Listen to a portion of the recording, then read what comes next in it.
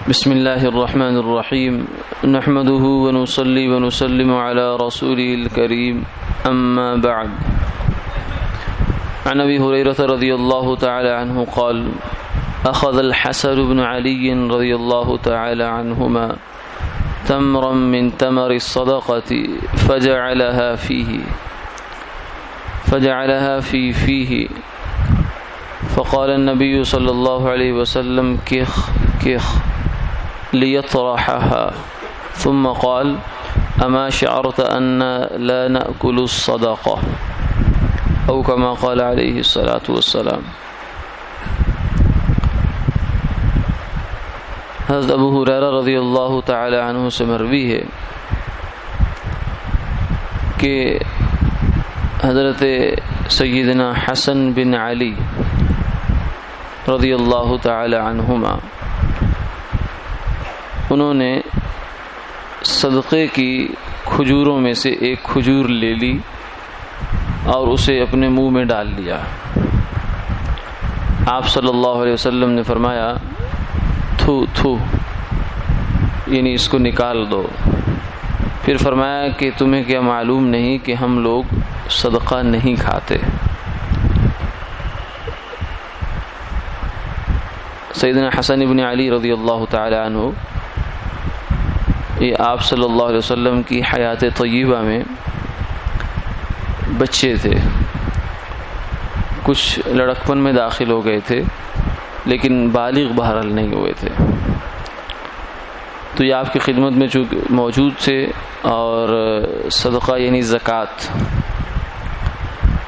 کی کھجوریں آئی تھی یا عشر کی جیسے ہوتی ہیں،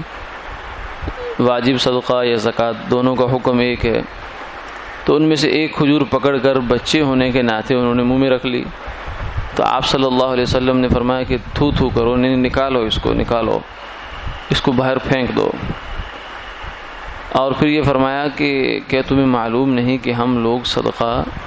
نہیں کھاتے؟ اس حدیث پاک میں کئی باتیں قابل غور ہیں۔ ایک تو یہ ہے کہ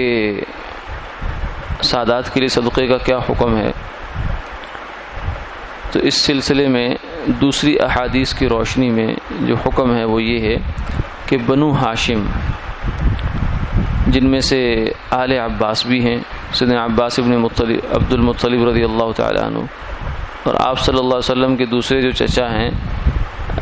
ان کی اولادیں بھی اس میں شامل ہیں۔ تو خلاصہ یہ ہے کہ آج کل کے زمانے کے لحاظ سے جو معروف ہیں وہ یہ ہے کہ ایک تو سید خاندان، سید وہ ہیں جو سیدنا علی کرم اللہ تعالی وجہہ کی اولاد ہے سیدہ فاطمہ رضی اللہ تعالی عنہ سے، اور وہ حضرات حسنین کریمین، حضرت حسن حضرت حسین، تو حسنی یا حسینی ہو تو سید جو ہیں ان پر بھی صدقے کا مال کھانا جائز نہیں ہے۔ صدقے سے مراد یہاں زکوٰۃ بھی ہے، اور جو واجب صدقات جو بھی ہوتے ہیں جیسے قسم کا کفارہ ہے، نذر اور منت ہے یا عشر ہے، اس طرح کے جتنے بھی واجب صدقے ہیں ان کا کھانا ان کے لیے استعمال کرنا جائز نہیں ہے، کیونکہ آپ نے ایک جگہ فرمایا کہ فَإِنَّهَا مِنْ أَوْسَاخِ النَّاسِ أَمْوَالِ النَّاسِ، یہ لوگوں کے مالوں کا میل ہے، میل کچیل ہے، اس لیے ہمارے لیے اس کا کھانا جائز نہیں ہے۔ تو یہ کوئی محرومی نہیں بلکہ اعزاز ہے، سادات کا یا دیگر حضرات کا یہ اعزاز ہے کہ ان کے لیے اس کا کھانا جائز نہیں ہے۔ تو سادات اس میں ایک شامل ہیں۔ دوسرا عباس، سیدنا عباس ابن عبد المطلب رضی اللہ عنہ کی اولاد جو کہ عباسی کے نام سے مشہور ہے۔ اسی طریقے سے علوی وہ لوگ ہیں کہ جو سیدنا علی کرم اللہ تعالی وجہہ کی اولاد تو ہیں لیکن سیدہ فاطمہ رضی اللہ تعالی عنہ سے نہیں، یہ دوسری بیویاں تھیں آپ کی، آپ نے سیدہ فاطمہ رضی اللہ تعالی عنہ کے بعد جن سے شادی کی ہے ان سے یہ اولاد ہوئی، کیونکہ سیدہ فاطمہ رضی اللہ تعالی عنہ تو سرکار دو عالم صلی اللہ علیہ وسلم کے انتقال کے تقریباً 6 مہینے بعد دنیا سے پردہ فرما گئی۔ تو اس کے بعد سیدنا علی کرم اللہ تعالی وجہ نے دوسری شادی کی، تو ان سے جو اولاد ہوئی وہ علوی کہلاتی ہے۔ تو علوی ہوں یا عباسی ہوں یا سادات ہوں، ان کے لیے صدقے کا یعنی زکوٰۃ کا اور واجب صدقات کا لینا یہ جائز نہیں ہے، یہ ان چیزوں کے مصرف بھی نہیں ہیں۔ اگر کسی نے ان کو زکوٰۃ دے دی تو زکوٰۃ ادا نہیں ہوئی، کیونکہ وہ اپنے مصرف میں نہیں گئی۔ دوسری بات جو اس حدیث میں قابل غور ہے وہ یہ ہے کہ ناجائز کام چاہے وہ چھوٹا بچہ کر رہا ہے، سیدنا حسن ابن علی رضی اللہ عنہ بالغ نہیں ہیں، زیادہ بڑے نہیں، ابھی بچے ہیں، تو ان کے اوپر نکیر کرنی چاہیے، یہ والدین کا یا ان کے بڑوں کا فرض بنتا ہے۔ یہ نہیں کہ ہم جیسے کہتے تھے کوئی بات نہیں، چھوٹا ہے، بچہ ہے، تو یہ جو چھوٹا ہے، بچہ ہے اور کوئی بات نہیں ہے، یہ بسا اوقات بڑی نقصان دہ بات ہو جاتی ہے، کیونکہ ہم سمجھتے ہیں کہ ہم شفقت کر رہے ہیں، لیکن شفقت نہیں ہوتی۔ اصل میں بچے کے ساتھ یہ یوں سمجھیے کہ ایک لمبے عرصے میں جا کر دشمنی ہوتی ہے، کہ چھوٹا بچہ ہے، اس کے منہ سے اگر گالی نکل گئی یا اس نے کوئی بدتمیزی کا کلمہ کہہ دیا ہے، کوئی ایسی بری حرکت کی ہے،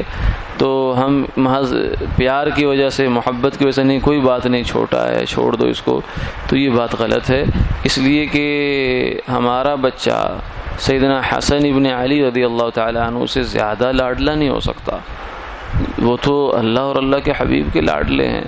اور ہم لوگ آپ صلی اللہ علیہ وسلم سے زیادہ شفیق اور رحیم نہیں ہو سکتے۔